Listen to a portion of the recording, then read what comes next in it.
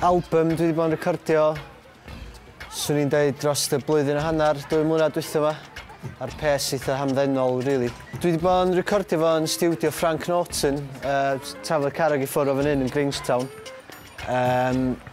O ran recordio, dwi wedi bod yn rhoi rhan fwyaf o'r offer yna lawr fy hun. Dwi wedi cael ambell i drymar i fewn, cwpl bobl wneud pethau dwi'n gallu wneud fel chwarae saxophone. Dwi wedi bod yn arbrofi lot efo synthesizers a sequencers gwahanol, drum machines, eitha lot o syna 16-bit, fatha ti'n cael ar SNES a Mega Drive a pethau fel la. Dwi bod yn arbrofi efo, mae gen Frank y radio receivers mawr yma sy'n gallu derbyn signals o, wel, dwi'n gweld mor bell a Siberia, lle fel la.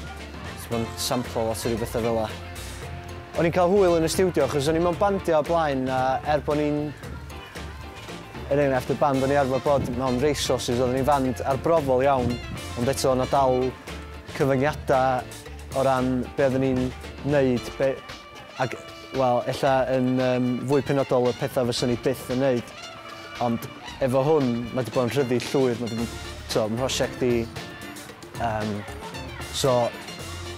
dwi wedi gwneud pethau fel rhoi rapio lawr yn fo heb feddwl dwywaith, neu darna hollol bonkers heb feddwl dwywaith. Y bwriad ydy rhyddhau o'r CD yn unig, ia, y digipack. Dwi'n meddwl, dwi'n sicr eisiau hard copy. Swn i ddim yn fodlon efo jyst i rhywbeth digidol yn unig allan.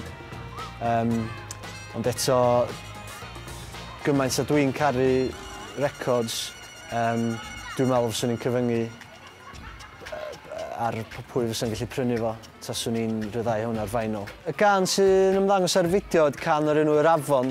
Mae'n gan sy'n sôn am manteision mynd allan i'r awyr iach. O'n i wedi sôn am wneud rhywbeth oedd yn ella dilyn rhyw fath o narratif yn perthyn i hynny. Ond nes i benderfynu wedyn, so lot well gen i gael fideo cool efo breakdancer yn efo.